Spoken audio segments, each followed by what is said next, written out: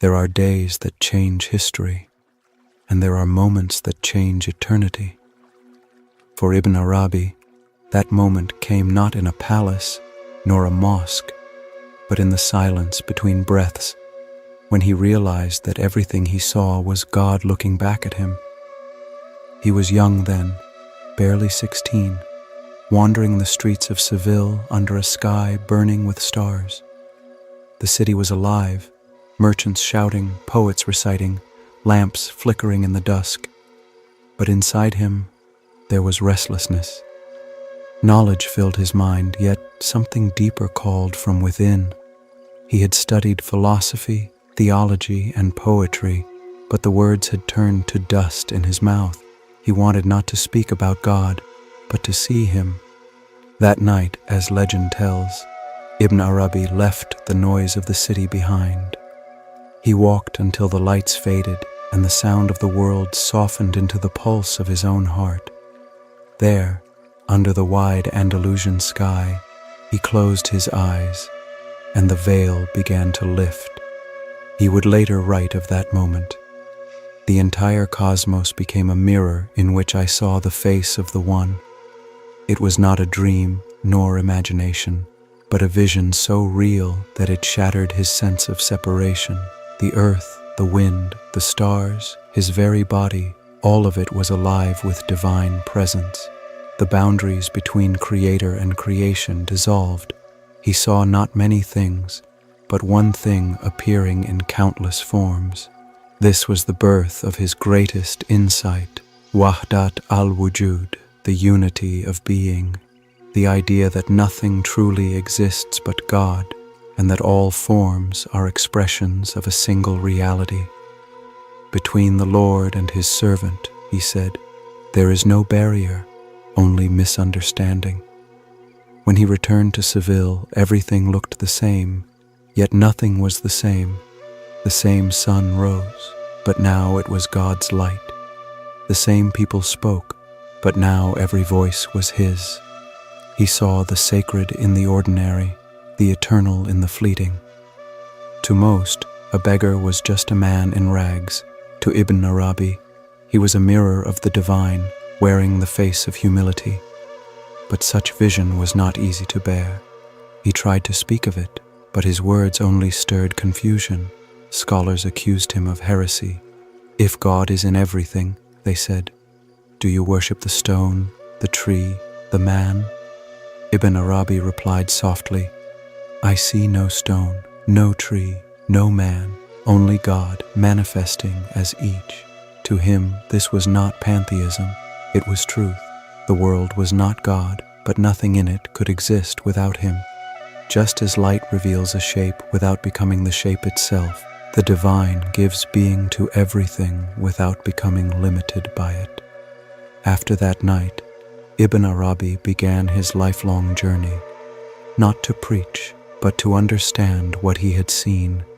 He left Andalusia and wandered through the Islamic world, from Morocco to Mecca, from Jerusalem to Damascus, following the pull of the unseen. Everywhere he went, he found the same presence.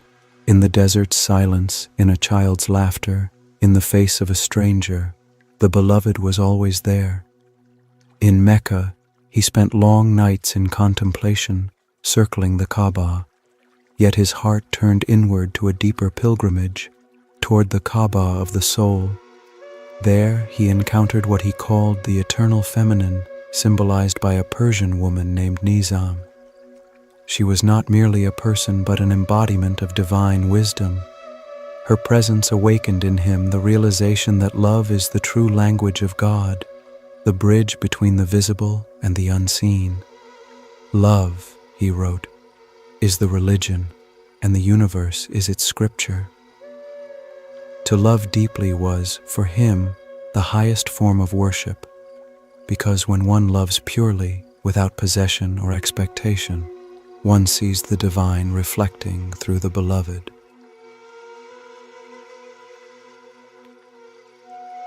It was in these moments of revelation that Ibn Arabi's writings began to pour forth. pages filled with visions, dreams, and truths too vast for the intellect to contain.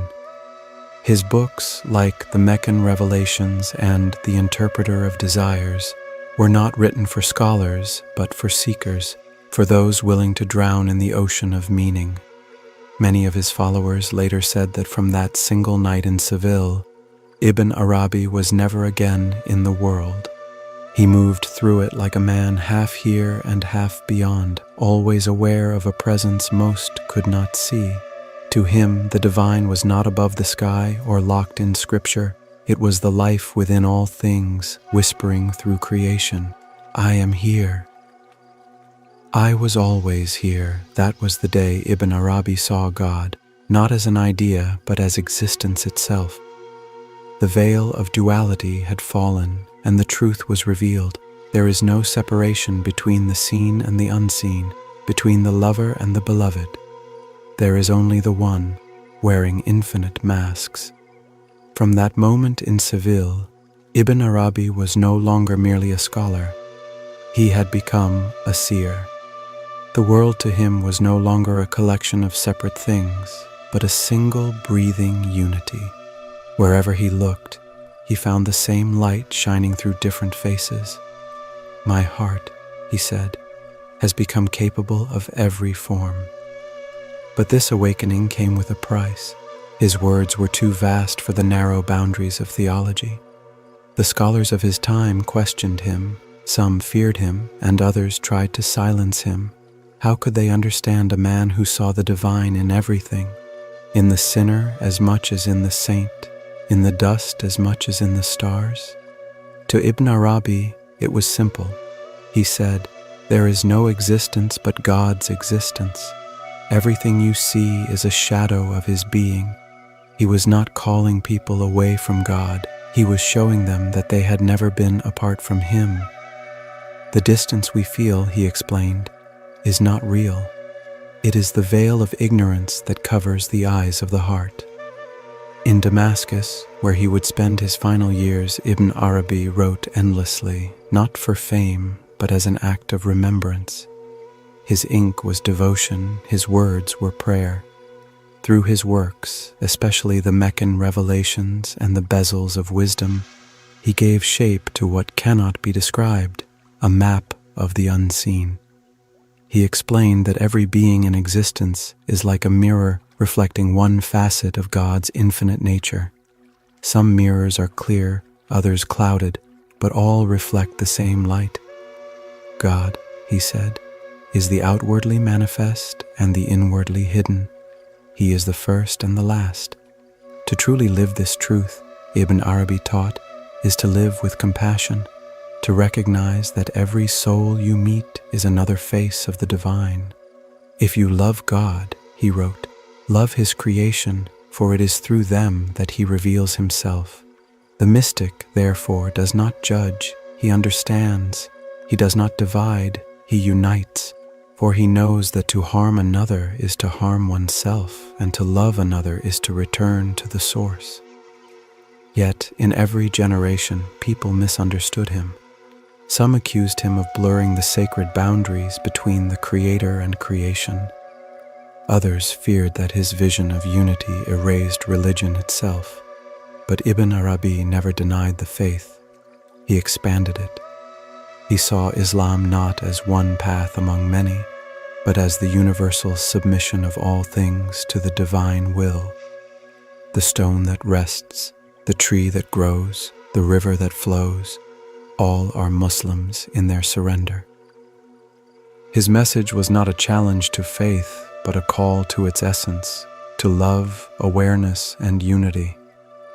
Religion, he said, is many-colored light through one pure sun.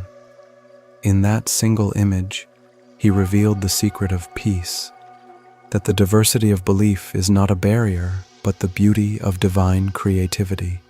For him, love was the key, not human love in its fleeting form, but divine love, the force that holds the universe together. Love was both the path and the destination. Were it not for love, he said, the world would never have been created. To love purely was to see clearly, and to see clearly was to love all. Today, in a world divided by creed and color, his vision shines brighter than ever. We build walls around truth, forgetting that God cannot be contained. Ibn Arabi would tell us that every moment, every breath, every meeting is sacred, because all are manifestations of the One. The mystic's task is not to escape the world, but to recognize it as the mirror of God. He wrote, "He who knows himself knows his Lord." These words are the doorway to all understanding. When you look inward and strip away illusion, you find not emptiness, but infinity. The same light that animates the stars burns quietly within your chest. The seeker and the sought are one and the same. Near the end of his life, Ibn Arabi's disciples asked him what he had discovered after decades of searching, writing, and wandering. He smiled and said, "The circle is complete. The end is the beginning." He had seen what few ever do, that existence is not a hierarchy, but a harmony.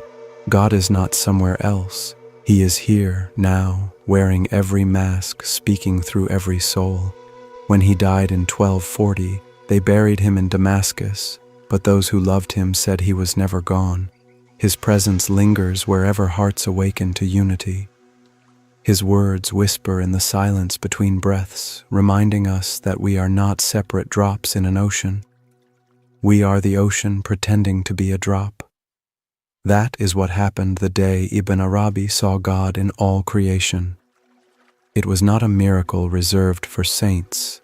It was the truth hidden in plain sight.